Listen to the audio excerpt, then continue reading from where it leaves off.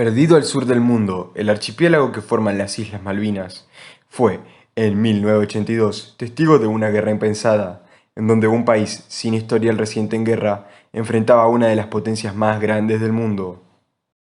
Expediente Malvinas. ATC, Argentina Televisora Color, juntamente con los canales 9, 11 y 13, para toda la República Argentina, presentan El futuro sigue su camino. Primeros combates en las Islas Malvinas, mayo de 1982. Hoy el país nos pide todo. Porque en verdad, señores, vamos a compartir desde este momento una página dramática de la historia contemporánea.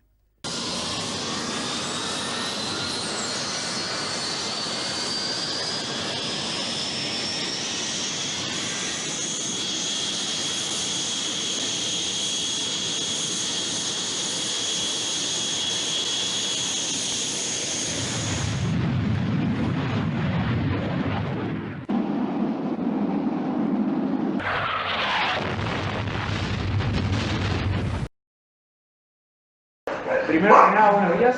Soy Rolón Ignacio y vengo del Instituto Sagrada Familia y voy a hacerle una entrevista sobre las Islas Malvinas, que le ocurría en 1982. ¿Cómo está usted? Muy bien, y la verdad que me siento halagada que se hayan acordado de mí para esta entrevista. Me agradó mucho tenerlos acá. Sí, bueno, mi nombre es Víctor Menezes, soy ex soldado clase 62, convocado en ese entonces en Comodoro Rivadavia, estuve en el Regimiento 8 y hice el servicio militar en el 81.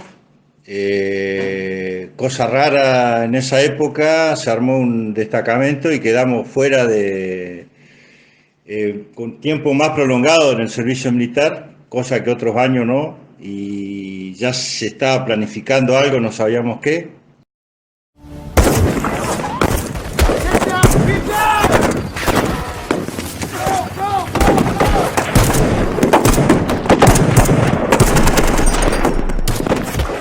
¿Dónde nació? Yo nací en un pueblito de Formosa que se llama Pirané, en el año 59. Bueno, yo soy Hugo Di Giovanni. Donde nací en Paraná, Entre Ríos. Fui a estudiar a Campo de Mayo y en el año 80, a mediados del 81, o sea, 80, estuve acá en Puerto Iguazú, en la compañía de ingenieros de Monte 12, que era la entrada de Puerto Iguazú, muy pocos habitantes en esa época. Después, ¿Cómo se integraba su familia en ese momento? Yo tengo 7 hermanos y mi vieja había fallecido y yo trabajaba en el campo en esa época. ¿Cómo tomó su familia esta convocatoria? Mal porque en el medio de esa convocatoria que yo te cuento, pasó algo muy triste para el país, para la Patagonia, porque uno de los primeros muertos fue un soldado. El primer muerto en Malvinas, argentino, fue el capitán Giachino, con el cabo primero Huanca, que era salteño, y el otro soldado era el soldado Mario Almonací, que vivía una cuadra, era del barrio mío, vivía una cuadra en mi casa, y íbamos a la escuela juntos, jugábamos a la pelota juntos, y justo él cayó y el cuerpo de él lo traen el 5 de abril a la casa de él, hacen el velorio ahí, va el presidente de la nación, toda la fuerza viva. Y por supuesto, a mí me llegó justo la carta de presentación al regimiento en el mismo velorio, cuando estaba velando a mi compañero. Gracias. El 3 de abril último, 2 helicópteros argentinos descendían sobre la isla San Pedro de las Georgias del Sur. Y allí encontraron el fuego graneado de efectivos británicos cuya presencia en la isla se había negado. Los argentinos lograron reducir a los británicos, como la orden lo indicaba, sin causarles bajas, a cualquier precio. El precio fueron 3 marinos argentinos muertos, entre ellos Mario Almonacid, uno de esos hombres que murieron para que la patria viva y que hoy emprendió su último viaje. ¿Cómo se integraba su familia? en la época del año 82, cuando inició el conflicto con Malvinas, era soltero, vivía solo acá en Puerto Iguazú, mi familia, mis padres vivían en Paraná, Entre Ríos, mis hermanos, somos 6 hermanos, yo soy el quinto, y los 2 primeros militares también, también ellos fueron convocados para directamente no pasar a Malvinas, sino estuvieron muy cerca para pasar, los 2 hermanos mayores. Y bueno, y el que te habla soy yo. Estuve acá con el grado de cabo, estuve en una sección especial que estábamos convocados, listos para viajar, éramos todos voluntarios, suboficiales y oficiales, una sección especial para viajar directamente al aeropuerto, ir a donde nos decían cerca de Malvinas para pasar. Ese era el ánimo que estábamos nosotros en esa actividad en ese momento, para viajar. Eso era defender nuestra patria. Como dice siempre el ejército, nos preparamos en tiempo de paz para la guerra. ¿Qué hacía en ese momento? ¿Estaba estudiando, trabajaba? Yo estaba estudiando en la provincia de Corrientes, era época de plena dictadura, así que nos tocó pasar terribles momentos. ¿Cómo atravesó usted la noticia que el país entró en guerra? Con mucha sorpresa, porque no estábamos preparados para eso. Ya veníamos con una dictadura que ya era bastante traumático, ¿no es cierto? Más en el caso mío, cuando yo estudiaba, me tocaba salir, por ejemplo, del profesorado a las 11 de la noche, ya había toque de queda, los Falcon que daban vuelta por todos lados, el colectivo que pasaba ya el último y si lo perdíamos ya nos sentíamos mal, las autoridades que pedían documento en la calle, o sea que era bastante traumático estudiar en ese momento. Y de repente que nos digan que entramos en una guerra por un lado, se sintió como un movimiento fuerte, ¿no es cierto?, dentro de mi persona. Y por el otro lado, como escuchábamos a los demás, la guerra, no era alegría, pero era una sensación de que vamos a enfrentar a los ingleses, teniendo en cuenta que nosotros como estudiábamos historia habíamos corrido a los ingleses allá por 1806, 1807, uno en su mente a lo mejor pensó que era algo que podía ser fácil, ¿cierto? ¿Cómo fue convocado? ¿Cómo le avisaron que iba a ser convocado? Nosotros automáticamente al ser militar estamos en situación, no necesitamos que nos convoquen, sino porque yo te explico, están los grados de oficiales, cuadros y soldados. En esa época, mucha gente tal vez no se acuerda, pero en esa época eran soldados obligatorios, el servicio militar obligatorio, no es voluntario que es ahora, era obligatorio. Entonces, todos esos jóvenes de 18 años estaban obligados así por el Estado, estábamos en una situación para defender nuestro país, así que estábamos para ir a defender, entonces no se podían decir no, ellos estaban obligados. No es que te decían no. Después se convocaron a las clases que ya no estaban para reforzar, ocupar los lugares donde, por ejemplo, desde Corrientes para abajo, por una sección de infantería. Batallón de infantería completo de soldados, muchos soldados murieron ahí, Cruz Cuatiá, todo lo que es la parte de Corrientes, bueno, por todos lados, por el sur, por Buenos Aires, en todo el país. Y bueno, y ahí donde eran muchos soldados, la mayoría soldados, porque en esa época había una sección, por ejemplo, una sección de 30 soldados, había 3 suboficiales y un oficial, para que tengan una idea cómo era en esa época. En el país había una algarabía, un sentimiento patriótico muy fuerte, la gente como que, por los problemas políticos que tenía el país, también había una cuestión muy rara, que era, o sea, todos estábamos muy argentinos, muy que queríamos ir a pelear y demás, pero no a todos les tocaba. ¿Qué usted sentiría si hubiese ido a la guerra? Lo sentí en ese momento con muchas ganas de ir, por el hecho de que uno juró la bandera, vamos, mi bandera, mi país, juré defenderla hasta perder la vida. ¿Cómo es vivir adentro del campo de batalla? Más que nada sobrevivir, más que nada vos tenés muchas cuestiones que que vos no la viviste. Una cosa es la instrucción, que yo gracias a Dios tuve la suerte de tener instrucción. Yo a los 15 años me fui a la Escuela Militar General Lemo y viví casi un año y sentí el rigor del servicio militar que en ese entonces dista mucho de lo que es ahora, ¿no? Era muy duro, muy rudo, con la cuestión de igualar las distintas generaciones de jóvenes que venían de distintos puntos del país, totalmente distintos todos, criados de distintas formas, desde el acomodado de Buenos Aires, Rosario, Córdoba, hasta lo de la Patagonia, al norte del país. Había mucha diferencia. Entonces, para igualar todo eso, tenía que ser la instrucción muy meticulosa, muy dura, y por más que nosotros tuvimos una infancia muy difícil, muy jodida, muy complicada, igual la sufrimos. Me imagino el resto. ¿Cómo dormían? Nosotros llegamos y hicimos pozo de zorro. Pozo de zorro tenías que cavar, te daban una palita chiquita, Liniman, y con eso tenías que hacer pozo. La tierra de Malvinas es turba, 10 centímetros, 15 centímetros. Y después ya viene greda y después ya tenés muchas piedras. Y era muy difícil hacer un pozo. Vos tenías que hacer un pozo que vos no sabías el tiempo que iba a vivir ahí adentro.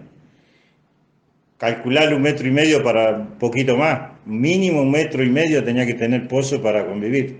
Normalmente convivíamos ahí 2 soldados. En algunos lugares hasta 3. Buen día, ¿cómo es tu nombre? Silva Roberto. ¿De dónde sos? Misiones. Un misionero. Un soldado más en estas posiciones del Batallón 5 que ya lleva 32 días en las posiciones. Estas son las posiciones.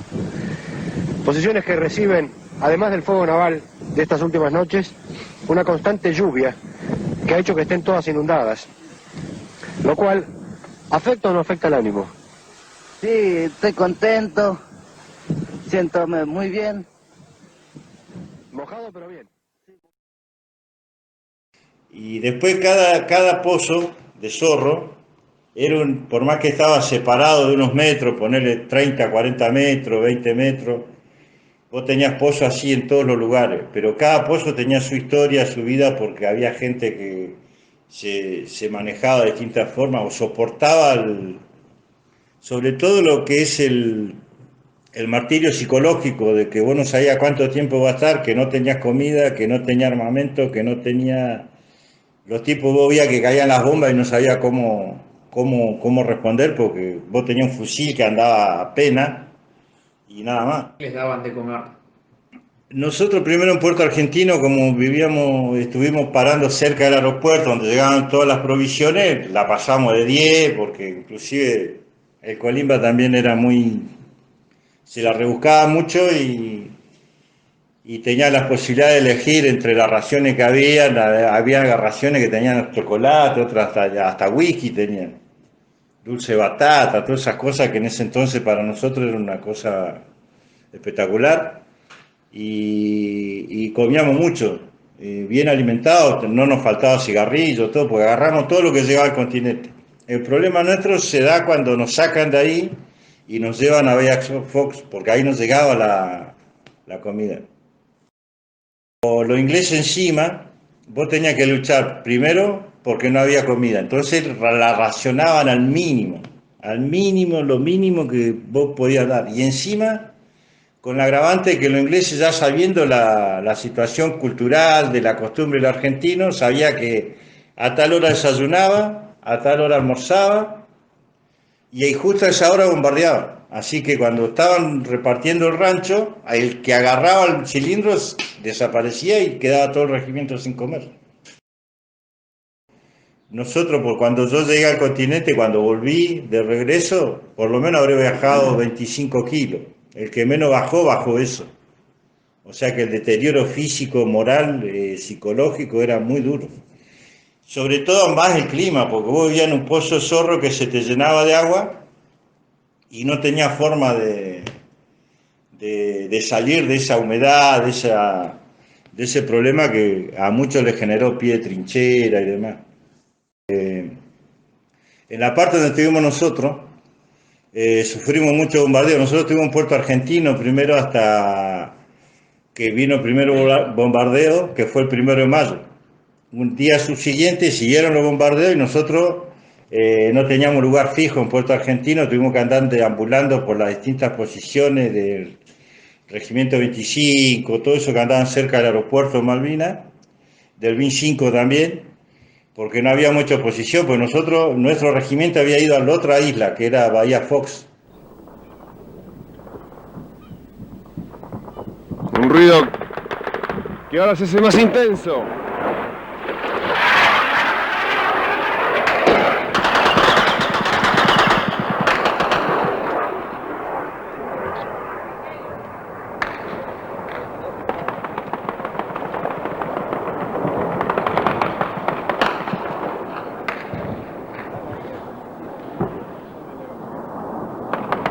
Parecen fuegos de artificio.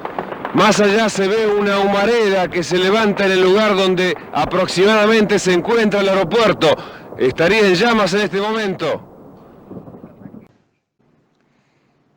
Fue muy duro ver que se terminó, o sea, situación encontrada. Primero que terminó, pero la otra vez terminó y a dónde vamos a ir y a dónde nos van a llevar, porque vos caías prisionero, venían los ingleses, desarmaban, obligados, te sacaban todo el armamento.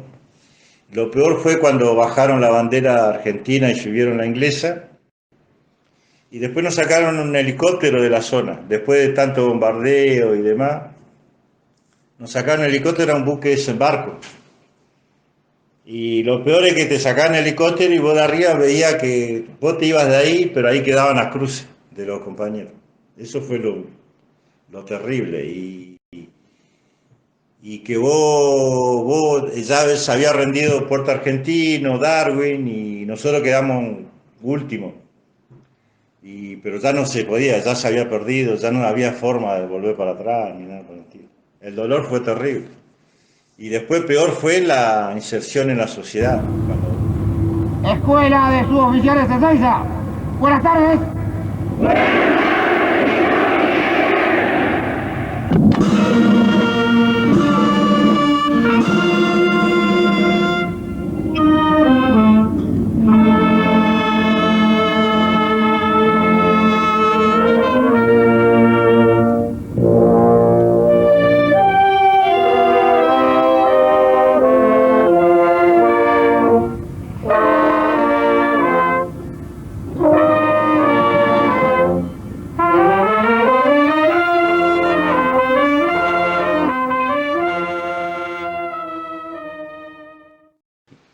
Y bueno, uno ya tiene sus años y vivió esos momentos y es triste, más cuando camaradas de mi época, curso mío, que quedaron en Malvinas.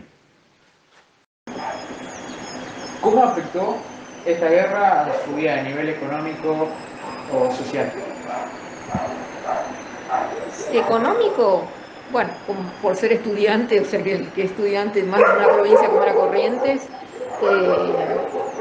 yo no vi afectada mi economía. Veía sí socialmente como comía en un comedor universitario, que nos juntábamos y era justamente para eso. ¿Qué pasó, che? Porque no teníamos televisor, por lo menos yo no tenía televisor en la habitación donde alquilaba. Había ido a estudiar, no había ido de placer, entonces tenía una radiocita chiquitita y con la radio yo me enteraba lo que iba pasando. Entonces cuando nos encontrábamos compañeros así, nos comentábamos, che, ¿qué pasó? ¿Qué no pasó? ¿Qué te enteraste? ¿Qué? Más estando ahí en Corrientes, que tenía un regimiento, ¿no es cierto?, cerca de donde nosotros nos trasladábamos al profesorado, entonces era como que estábamos en la movida, por así decirlo, ¿no? ¿Y cómo usted se enteraba de lo que sucedía? ¿Mediante qué medios? Estando yo en el momento que hubo el conflicto, nosotros estuvimos en el kilómetro 7,5 ahí convocado, ahí nos salíamos. La información que teníamos era la información que venía por el lado de la Argentina, que íbamos todo bien, que íbamos ganando, que también después cambiamos de canal al lado de Brasil, pero también teníamos un recelo con Brasil por el hecho de que Brasil apoyó también en ese momento que bajen los aviones para cargar combustible. También tuvimos el apoyo en contra, los chilenos también apoyaron. O sea, ahí en ese momento sentíamos un poquito de de recelo, así en el sentido con los de Brasil y con los de Chile también. Entonces era complicado vivir en una frontera en ese momento. Sí, sí, sí, sí. Siempre es complicado, siempre es complicado. Ahora también es complicado. ¿Qué información el país le brindaba sobre la guerra? Falsas, por lo que nos enteramos después. O sea, en un momento era todo lindo, que íbamos ganando, que se habían derribado tantos aviones, que se había hundido un submarino, que se había hundido un barco. Y entonces, claro, obviamente, era como en ese momento, era como un partido, ¿no es cierto? Argentina, Brasil o Argentina, Inglaterra. Teóricamente, más nosotros con la inconsciencia de ser jóvenes, porque éramos muy jóvenes en ese momento. Entonces nos sentíamos, disfrutábamos. A mí me tocó, por ejemplo, ir a la costanera con mi olla, una ollita que tenía para cocinar y una cuchara, a hacer bochinche para expresar mi algarabía porque íbamos ganando. ¿Pareció buena decisión por parte del gobierno declararle la guerra a Inglaterra? A mí, la verdad que no me dio tiempo en ese momento a pensar si era bueno o no. Me tomó por sorpresa, ¿no es cierto? ¿Y ahora qué piensan? Y que no estuvo bueno. No estábamos preparados para la guerra. Como alguien me lo dijo alguna vez, nos íbamos a enfrentar contra el imperio, era el imperio británico, alguien que estaba acostumbrado a recorrer mares, costas y mantener sus colonias. A ver, una situación política complicada porque estamos gobernados por un gobierno militar que tenía muchos problemas sociales,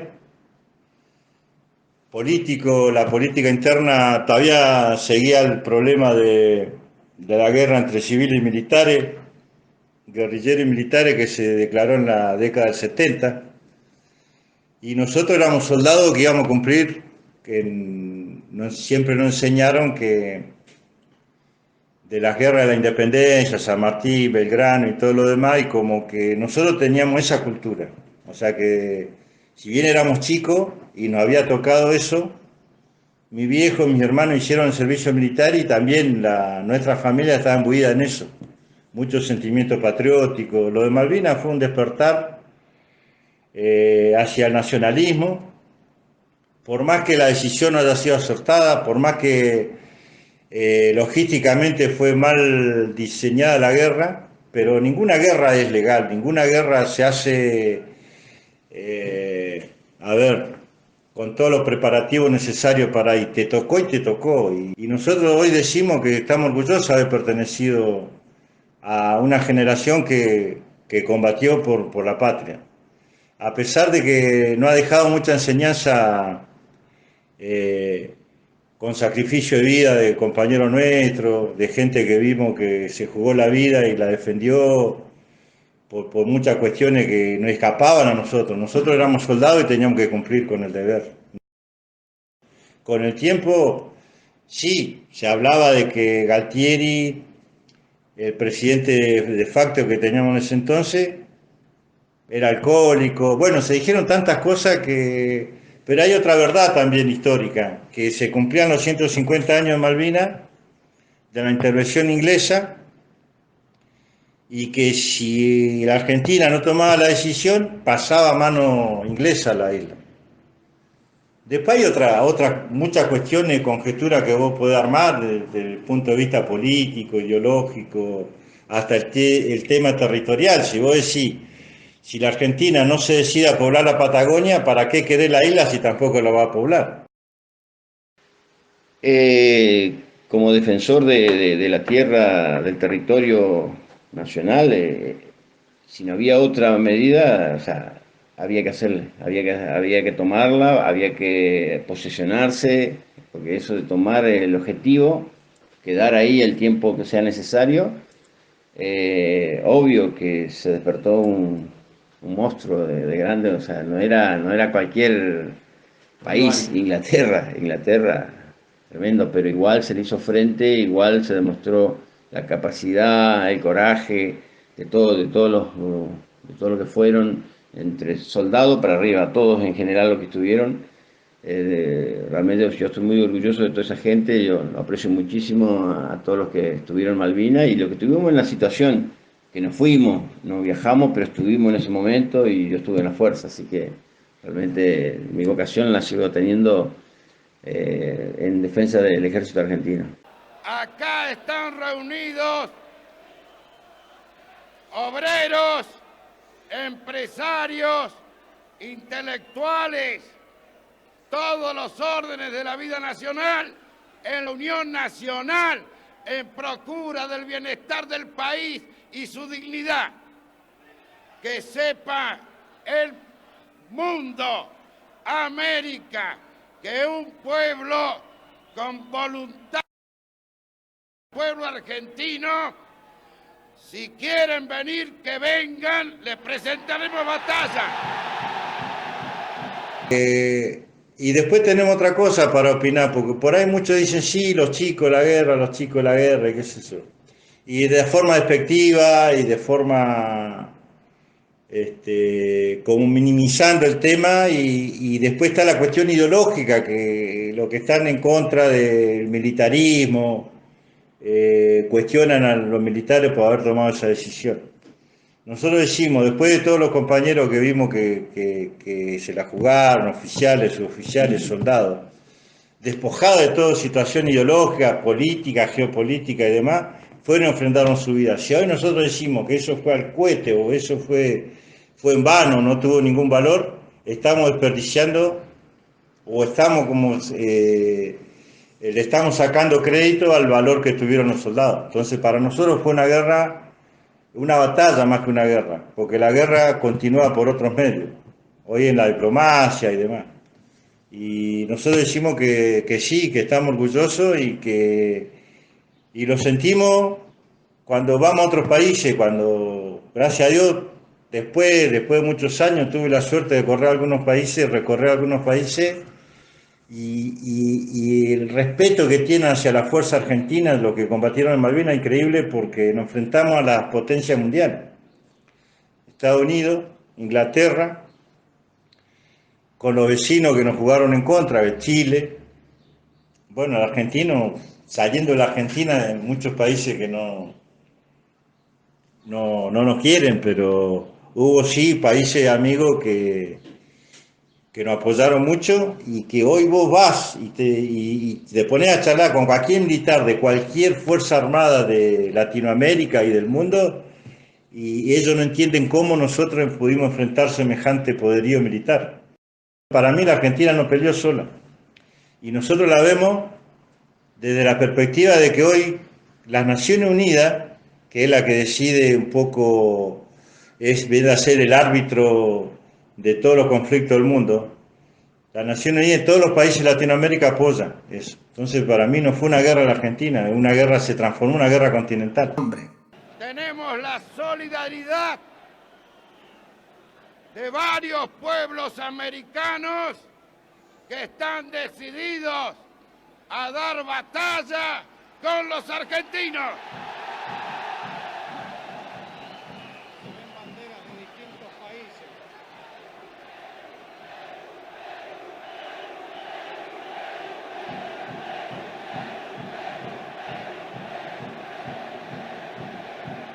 No era sorpresa que Perú decidiera dar su ayuda incondicional a Argentina, ya que siempre fue un aliado militar estratégico. El apoyo que se proporcionó fue la venta de 10 aviones Mirage, 5 totalmente armados, a precio de remate, precio entre amigos. Estos serían reemplazo de las aves perdidas en combate. Entonces surge la Operación Fraternidad, donde Perú envía material y personal técnico en un avión Hércules, junto a 10 Mirage. Una misión sumamente peligrosa, ya que tenían que esquivar todos los radares chilenos que informaban al ejército inglés. El apoyo que Perú brindó fue el embargue de misiles franceses Exocet MM-38. El ejército argentino solo contaba con apenas 5 de estos misiles. Y veo aparecer los aviones Mirage. Fue una sensación difícil de explicar en pocas palabras. Y el segundo momento de gran emoción fue cuando se levantan las cúpulas y aparecen nuestros queridos hermanos peruanos. Y ahí fue confundirnos en un abrazo que pareció tan largo como tan corto.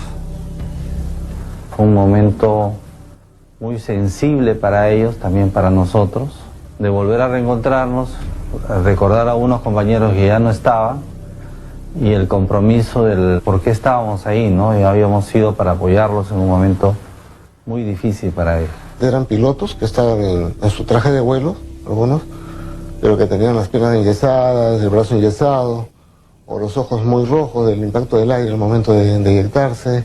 Uno de ellos me vio bajar de su avión, o sea, el número de su avión que había sido derribado, y me abrazó efusivamente y me dijo muchas gracias por devolverme mi aeronave. Cuando estábamos ya todos los pilotos reunidos, ahí fue la segunda sorpresa, porque los oficiales peruanos querían quedarse. Nos partieron a ver a nuestros compañeros, porque ahí los veíamos heridos, ¿no? En ese instante nos ofrecimos como pilotos para apoyarlos.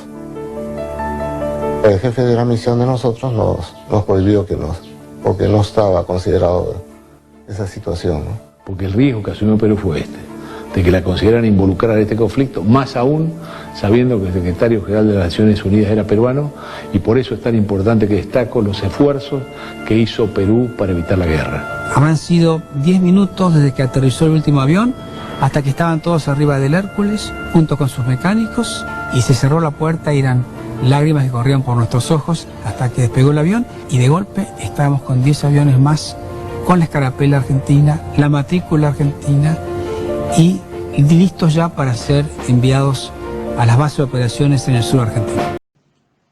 Para finalizar, ¿qué usted piensa sobre el reconocimiento que le da el gobierno y la gente a ustedes, los excombatientes?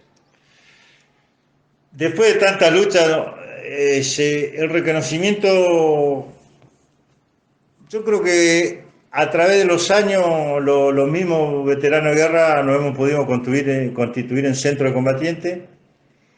Después vino una política desmovilizadora muy fuerte, donde vino un historiador francés muy importante que tuvo mucha preponderancia en el gobierno, que le siguió a los militares, que fue Alain Rouquet. Él le dijo que para unir a los argentinos tenía que dejar detrás Malvinas, porque Malvinas era un carro atmosférico. Donde vos tocabas Malvinas saltaba todo porque había mucho dolor con eso. Entonces era como sepultar eso. Entonces, al ocultar eso, ocultaba todo lo que estuvieron en Malvinas. Entonces nos costó muchos años lograr que la palabra Malvinas tuviera repercusión nacional. Y después agarró repercusión internacional. Porque yo me acuerdo los primeros tiempos, estoy hablando 8 años después de Malvinas, estoy hablando del 87, 88. Vos ibas a decir, a una escuela le queremos poner la Malvina, o soldado Malvina, o es combatiente Malvina, o veterano de guerra, lo que sea, y te decían que no, porque no tenían permitido tocar el tema Malvina para nada. Tal es así que el único que se logró con el presidente, que fue Menem, que hicimos el primer desfile, porque hasta ese entonces ni nos dejaron desfilar. Y de ahí... ¿Usted qué piensa sobre el reconocimiento que tienen los excombatientes en Malvinas? Que es muy pobre, que es muy pequeño, porque si nos ponemos a pensar, ni siquiera es exaltar un nacionalismo, es reconocerles que han puesto su vida al servicio nuestro para defender algo que es nuestro. Supuestamente su vida estaba en juego para defender ese pedazo de tierra, y que lo hicieron ciegamente, ¿no es cierto? Y entonces no son reconocidos como tales. Tendrían que ser reconocidos como héroes. Bueno, con eso concluimos la entrevista de hoy. Muchas gracias por participar. No, al contrario.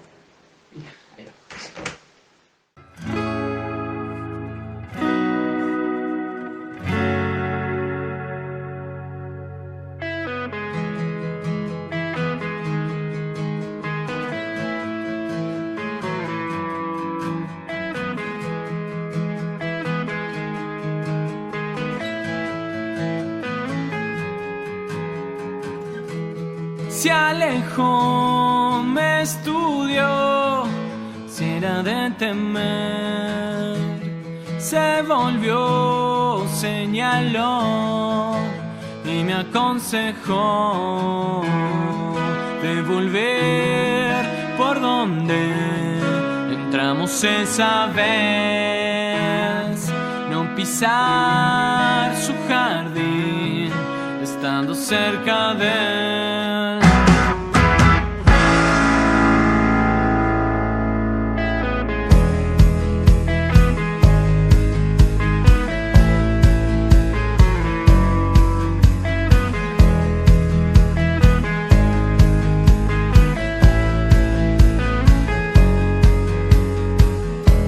Se alejó, me estudió, si era de temer, se volvió, señaló y me aconsejó de volver por donde entramos esa vez, no pisar su jardín, estando cerca de él.